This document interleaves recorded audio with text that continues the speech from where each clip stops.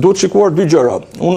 Së pari, deri tani unë shoh një druajtje të atyre që organizojnë protestë për të artikuluar këtë gjë. Për të artikuluar ose për ta thënë këtë gjë. Edhe e justifikoj këtë druajtje, duket se kjo është një periudhë e cila mund të funksionojë një protestë e tillë kombëtare, gjithëpërfshirëse mund të funksionojë më mirë kështu. Unë funksionoj më mirë kështu. Po sa mund të zgjasë kështu? Sa mund të zgjasë kështu? Ajo është edhe deri diku është edhe një metodë preventive për të mbrojtur nga sulmet. Në qoftë se identifikohen drejtuesit, identifikohet qëllimi, partia që po krijohet, atëherë sulmet dhe protestat do bëhen pak më të vështira, domethënë. Po sa mund të zgjasë kështu? Mund të ndodhë që nëse ata vendosin të krijojnë një parti politike, po ndërkohë kapacitetet e tyre janë të tilla që nuk arrijnë të mbajnë të mbledhura të gjitha grupet e interesit, se ne folëm për disa grupe interesi që janë aty. Shumë e vërtet. Mund të ta acceptojnë edhe protestën. Ndoshta për një periudhë kohë kjo protestë duhet të qëndrojë kështu. Ka disa mënyra se si mund të shkohet protestës së madhe deri në fund. Pra deri te qëllimi, largimi i qeverisë, dorëheqja e kryeministit Rama, krijimi i një qeverie të re. Një mënyrë është rrujtja e presionit mbi aktorët politikë të cilët janë vendimarrës. Nëse Edi Rama jep dorëheqjen dhe Partia Socialiste vendos të bëhen zgjedhjet parakoshme dhe jo ta zëvendësojë Edi Ramën, zgjedhjet e parakoshme do bëhen për një periudhë kohore 45 ditë. Dhe këta nuk kanë shanse që të jenë pjesë e një gare me një parti të re. Do të jenë shumë të vështirë që se duhet paktën 3 muaj apo jo. Do ndëshkohen nga procedurat. Ky është problemi. Dhe në këto rrethana ata duhet ndërtojnë një kanal presioni. Një kanal presioni të qëndrueshëm, serioz, të maturuar në kërkesat e tyre për të qarkulluar tek vendimarrja përmes partive politike, që janë tashmë në skenë.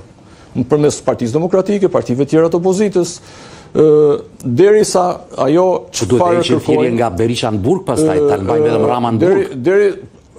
Mund mos ta heqin këtë thirrje ajo pjesë që e mban.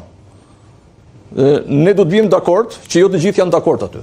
E vërtet, kjo është e vërtet. Nëse ata nuk e pranojnë këtë gjë dhe ne nuk e pranojmë që ashtu është ajo situata atje, do të thotë se nuk jemi duke kuptuar mirë realitetin. Do unë mendoj se ata kanë kuptuar shumë mirë realitetin. Ata kanë edhe respekt ndaj sloganeve të njëri tjetrit.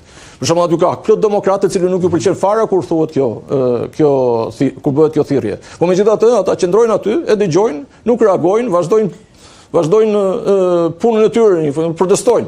Në Sarajevo, në konferencën e Partive Popullore Europiane, ku ndodhet, zoti Berisha sot tha se nëse nuk do të ketë një zgjidhje paqësore, skenari do të kthente vendin shumë vite pas dhe e cilësoi Shqipërinë sallën e urgjencës dhe i kërkoi partnerëve europian të kthejnë vëmendjen e shtuar.